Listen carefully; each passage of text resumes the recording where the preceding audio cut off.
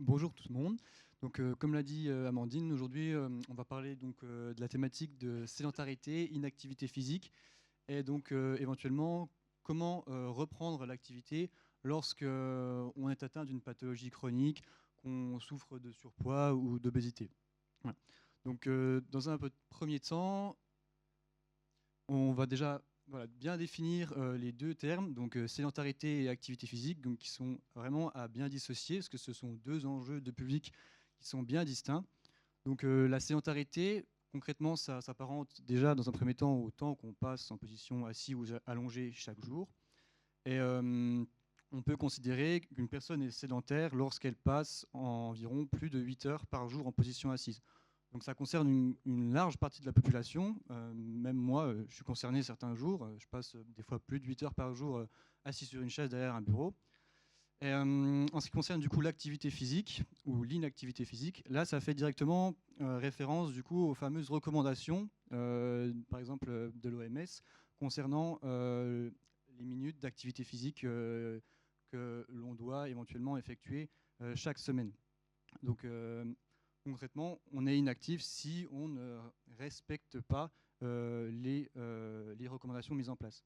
Donc ces deux enjeux de santé, donc ça va avoir un effet plus ou moins néfaste sur du coup, la santé en général. Et donc s'ils sont associés chez une seule et même personne, en gros, les effets vont encore plus décupler. Voilà. Donc l'objectif, c'est vraiment de chercher à réduire au maximum sa sédentarité et de veiller à d'être le plus actif possible. Donc, tout à l'heure, je parlais des recommandations. Donc, on les rabâche même assez souvent. Donc, les fameuses recommandations de l'OMS sur les 150 minutes d'activité physique à intensité modérée, qui peuvent être, on va dire, dérivées en 75 minutes d'activité physique intense.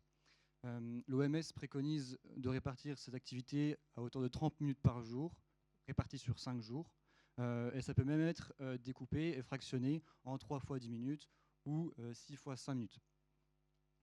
Elle recommande aussi, l'Organisation mondiale de la santé, de mettre en place au moins 2 fois par semaine des activités physiques de renforcement musculaire, toujours à intensité modérée ou voire plus soutenue. Après, dans un premier temps, le premier réflexe déjà, c'est de chercher à limiter le plus possible donc, ces temps de sédentarité pour les remplacer par des temps d'activité, et ce, peu importe l'intensité. Ça peut, par exemple, se fait dans le cadre du travail. Je peux prendre mon exemple, que par exemple, moi, je passe une majeure partie du temps au téléphone. Au lieu de passer ce temps au téléphone assis derrière mon bureau, là, je pourrais juste me lever de ma chaise et passer mon coup de fil en marchant. Voilà, ça commence simplement par des petits gestes simples et des réflexes qui sont simplement à adopter au quotidien. Concernant du coup le respect des recommandations en France, donc à savoir que du coup il y a des recommandations par catégorie d'âge qui sont établies par l'Organisation mondiale de la santé, et donc l'ONAPS a fait une étude pour éventuellement se renseigner sur quelle tranche de la population respectait plus ou moins ces recommandations. Donc on constate quand même que chez les enfants et les adolescents, on a une bonne partie qui ne respecte pas les recommandations, 4 enfants sur 5 et 2 adolescents sur 3 qui ne respectent pas les recommandations mises en place par l'Organisation mondiale de la santé. Et chez les adultes, ça concerne une personne sur 3, et idem pour les seniors. Voilà. Donc, il a été aussi rapporté une répartition au niveau des genres, qu'il y avait davantage les hommes qui suivaient les recommandations, 3 hommes sur 4, contre une femme sur 2. Donc ce non-respect des recommandations et la sédentarité, au final, pour l'État, ça a un coût annuel donc, qui est estimé à environ 17 milliards d'euros par an. Mais du coup, pourquoi rester actif et donc quels bénéfices on tire d'une activité physique régulière? Donc les bénéfices, ils sont multiples et ils sont sur tous les aspects de la santé. Donc que ce soit la santé, on va dire physique entre guillemets, ça permet de garder une bonne condition physique, de limiter le risque d'apparition de certaines maladies comme les maladies cardiovasculaires, les cancers. Ça permet aussi de lutter donc contre le surpoids et l'obésité. mais aussi ça permet une meilleure santé mentale, puisqu'on constate une diminution des troubles anxieux, une diminution du risque de dépression et une meilleure santé sociale, si on peut dire comme ça, puisque du coup, elle permet forcément, par exemple, qu'on pratique une activité, on peut éventuellement intégrer un groupe qui va éviter à certaines personnes de s'isoler socialement, et donc elles vont avoir ce sentiment des fois d'appartenir à un nouveau groupe, et ça permet en même temps de garder, on va dire, la motivation pour maintenir cette activité. Voilà. Donc on peut très bien imaginer que si on ne pratique pas suffisamment d'activité physique, tous les bénéfices qu'on voit, en fait, ça fait l'inverse, globalement, à plus ou moins grande échelle. Après, du coup, l'OMS, elle parlait d'intensité modérée. Donc, à quoi ça fait référence, l'intensité? Concrètement, l'intensité d'un exercice, c'est la difficulté qu'on ressent à le pratiquer. Donc, ça va de faible à très élevé. Et lorsqu'on pratique une activité, pour bien situer, on va dire, l'intensité à laquelle on la pratique, il y a des marqueurs qui existent, donc des marqueurs subjectifs qui sont propres à chacun.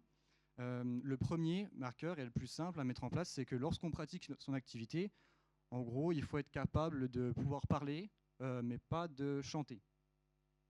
Il y a aussi l'apparition de la transpiration et le fait que cette activité que l'on pratique, on peut la maintenir sur une durée d'environ 30 à 60 minutes. Voilà. Ça, c'est des marqueurs qui se permettent vraiment, lorsqu'on va réaliser un exercice, de se dire qu'on est dans la bonne, on va dire, intensité et qu'il y a des bénéfices pour notre santé à partir de ce moment-là. Maintenant, on va parler un petit peu du coup de l'activité physique pour les personnes qui sont atteintes de pathologies ou en surpoids, qui souffrent d'obésité, etc. Et du coup, en fait, c'est des personnes en fait qui rencontrent des difficultés pour mettre en place cette activité et vers qui elles peuvent s'appuyer pour pouvoir mettre en place ces exercices. Donc on va aborder le sport sur prescription et notamment le dispositif PASS qui est mis en place donc, par le réseau Sport Santé. Donc, dans un premier temps, petit rappel sur le contexte. Donc, en 2016, l'État a mis en place la loi de modernisation du système de santé qui permet aux médecins traitants des patients en situation d'ALD. Donc, les ALD, c'est la liste des maladies, donc une trentaine de maladies qui rentrent dans ce cadre-là. Donc, qui permettait aux médecins de prescrire à ces patients-là de l'activité physique adaptée pour que derrière, ils puissent donc bénéficier de cette prise en charge en intégrant donc une activité encadrée à leurs besoins et de manière sécuritaire. Cette loi, elle a lentement évolué au fil des années. En 2022, donc, elle s'est élargie donc, au niveau des bénéficiaires, puisque du coup, c'est plus désormais uniquement les personnes en situation d'ALD, mais aussi toutes les personnes qui souffrent d'une maladie chronique, donc qui sont atteintes d'une pathologie qui dure depuis plus de 3 mois, les personnes qui présentent des facteurs de risque, donc par là rentrent le surpoids, l'obésité, l'hypertension artérielle, et les personnes en perte d'autonomie. Donc là, au final, on a vraiment une très grande partie de la population qui se retrouve concernée par la prescription pour l'activité physique. Et derrière, on a aussi une évolution au niveau des prescripteurs, parce que ce n'est plus uniquement le médecin traitant qui peut prescrire l'activité physique, mais c'est aussi tous les médecins qui interviennent dans la prise en charge du patient. Par exemple, pour le traitement d'un cancer, ça peut être l'oncologue qui peut prescrire l'activité physique adaptée. Et le plus récemment, donc en 2023, l'activité physique adaptée, la prescription pour l'activité physique adaptée peut être renouvelée une fois, donc, sauf avis contraire du médecin, par le kinésithérapeute. Donc concrètement, qu'est-ce qui est renseigné sur la prescription et qu'est-ce que le médecin renseigne dessus? Donc, lorsque le médecin établit une prescription, il va délimiter et il va, on va dire, classifier le patient à un certain niveau de limitation. Donc, qui va de limitation, de aucune limitation à limitation sévère. Derrière, ça va permettre en fait, d'orienter le patient vers le bon praticien, le bon exercice, donc la bonne activité, en fonction de ses limitations. Plus on a un patient qui a des limitations sévères, plus on va l'orienter auprès de professionnels qui sont spécialisés, comme des masseurs kinésithérapeutes, des psychomotriciens ou après des enseignants à pas. Si on a un patient qui présente peu ou pas de limitations, là, on va pouvoir l'orienter vers des professionnels comme des éducateurs sportifs avec des formations complémentaires ou des personnes qui ont des formations avec les fédérations. Voilà. Et du coup, le patient, quand il a sa prescription, vers qui il s'oriente, vers qui il se tourne, puisque du coup, on lui remet son document, mais comment derrière, comment ça se passe? Alors, ce qu'il peut faire derrière, c'est contacter le réseau Sport Santé. Donc, nous sommes un organisme qui existe depuis 2007. Et puis, donc, parmi nos missions, il y a celle de proposer et de mettre en place, de coordonner un dispositif de sport sur prescription. Donc, concrètement, ce dispositif, il s'appelle le PASS. Donc, il s'agit en fait d'orienter le patient au sein de structures avec qui le réseau Sport Santé conventionne. Donc, on met en place, on va dire, met en place une convention annuelle qui répond à un certain cahier des charges. Et derrière, ça permet de s'assurer que le patient va intégrer un créneau qui répond à certains critères. Donc, les premiers critères, déjà, c'est le nombre de personnes par groupe qui doit être limité à 10. Le professionnel qui doit au minimum avoir bénéficié d'une formation complémentaire dans le champ du sport santé. Et derrière, la structure s'engage aussi à mettre en place des évaluations trimestrielles sur la condition physique du patient qui intègre ces créneaux. Voilà. Il y a aussi une prise en charge financière qui est mise en place pour le patient, mais ça, j'en reparlerai à peine plus tard. Donc voilà déjà pour le dispositif. Donc, au niveau des structures, donc ça j'ai parlé juste avant, les structures avec qui le réseau Sport Santé conventionne, donc il y en a différentes sortes. Dans un premier temps, c'est souvent les associations sportives ou des clubs de sport, raffiliés ou non à une fédération. Donc concrètement, l'association, elle souhaite développer des créneaux d'activité physique adaptée ou des créneaux sport santé en son sein. Donc elle va nous contacter et dans ce cas-là, on va mettre en place la convention si elle répond au cahier des charges. Derrière, on va pouvoir lui orienter des patients quand on aura des demandes sur ce secteur-là.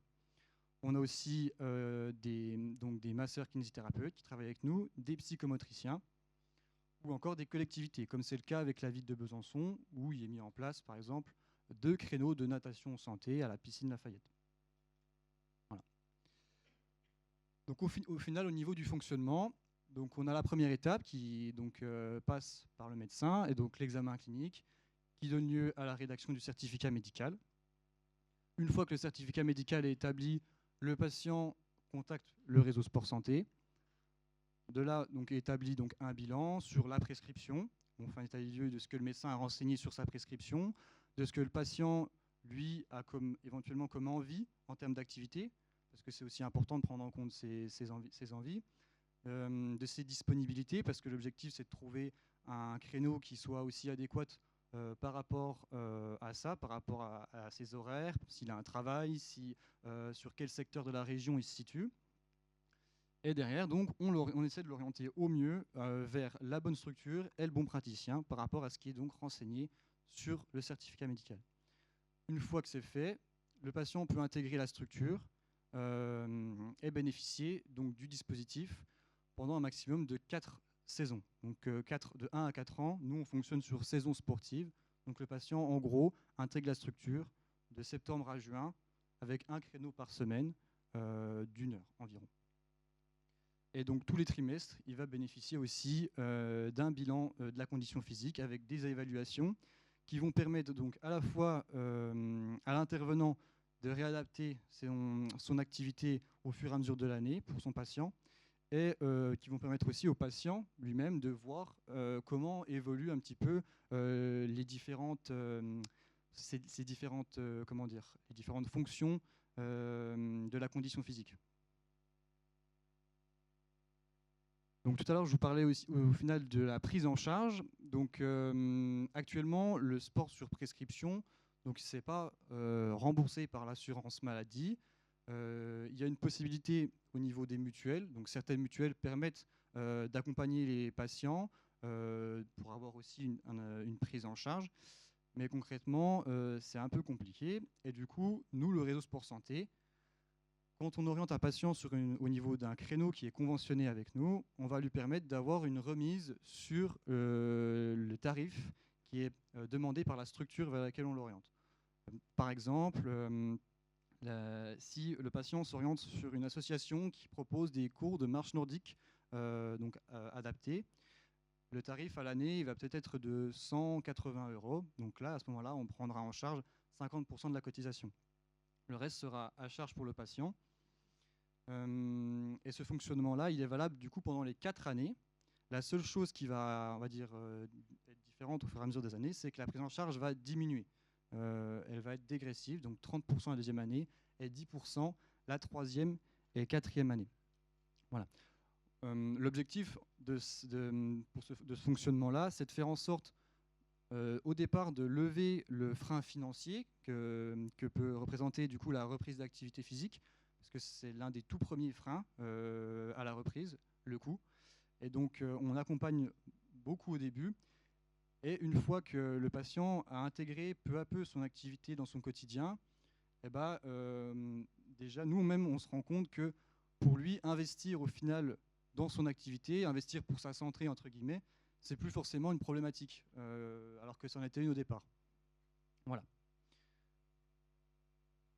Ensuite, concernant donc le réseau et le sport santé en général, très récemment, donc on a remis à jour le site internet, donc la plateforme Espace, donc, qui permet à tout, au grand public et aux professionnels d'avoir des informations sur le fonctionnement du sport santé au niveau de la région et sur le fonctionnement du dispositif qu'on met en place. Et il permet en l'occurrence aux patients d'avoir accès à une cartographie qui référence l'ensemble des offres proposées dans le cadre du dispositif PASS. Donc ça va déjà pouvoir permettre aux patients souvent de donner un aperçu des activités qui ont lieu autour de chez lui et éventuellement de projeter une inscription derrière. Donc souvent les patients nous contactent, ils n'ont pas forcément d'activité, mais du coup des fois le site permet, on va dire, pour eux d'entamer la démarche avant. Et autrement, j'en ai terminé pour la présentation. S'il y a des questions sur tout ça, sur le dispositif, sur le fonctionnement. Déjà, merci Quentin de représenter le réseau. Merci aussi du coup Amandine. Merci bien. Est-ce qu'il y a des questions dans la salle? À remettre le QR code, oui. Moi, j'ai une question, Quentin. Alors, je ne sais pas si tu peux m'y répondre. Depuis que le PASS est mis en place, est-ce que vous avez vu une progression du sport sur ordonnance? Et surtout, est-ce que durant toute l'année, en fait, où les patients peuvent bénéficier de l'activité physique adaptée, on sent une émergence dans l'activité physique, ou est-ce qu'on sent une baisse? Voilà, aujourd'hui, est-ce que tu as des informations chiffrées qui nous disent, voilà, depuis la création, qu'est-ce qui se passe? Alors, des chiffres exacts, c'est compliqué de les donner de tête. Tout ce que je sais, c'est que globalement, chaque année, on a un nombre toujours plus croissant de patients qui s'intègrent au dispositif. On a un nombre toujours plus croissant de prescripteurs, qui sont du coup de médecins, qui sont sensibilisés à la prescription. Aussi, ça concerne aussi les structures qui s'intéressent et s'investissent de plus en plus, notamment les clubs sportifs qui s'ouvrent un petit peu à un nouveau public en ouvrant des créneaux un petit peu de sport santé. En fait, ils ouvrent leurs portes en fait, à de nouvelles personnes. Et donc oui, concrètement, ça prend de l'ampleur, on va dire, année après année, quoi. Voilà. Alors c'est déjà un bon dispositif, et puis merci en tout cas au réseau Sport Santé et puis aussi au ministère de la Santé de nous permettre, grâce à une enveloppe financière. Donc tu évoquais aussi les mutuelles, mais il y a aussi la MDPH qui peut aider, et puis aussi les communes, parce que souvent ils ont des enveloppes permettant aux personnes de bénéficier, enfin aux citoyens de bénéficier aussi d'une aide financière. Alors c'est important aussi de le savoir, et généralement les maisons Sport Santé savent vers qui nous orienter. Donc voilà, est-ce qu'il y avait des questions? Est-ce que déjà dans la salle, il y a des personnes qui font des prescriptions du sport santé? Oui, à la clinique Thérosy à Dijon, Rudy, effectivement, et puis le CSO. Ok, ça c'est important parce qu'en fait, on parlait de la première pandémie qui était l'obésité, la deuxième étant la sédentarité. C'est vrai que d'amener le sport sur ordonnance, c'est déjà un peu mettre un pied à l'étrier sur l'activité physique. Et moi, je peux dire que je suis d'une sédentarité plus. Enfin, je sais pas vous, surtout aujourd'hui. Alors, merci en tout cas. Et ce que je vous propose, on va se lever.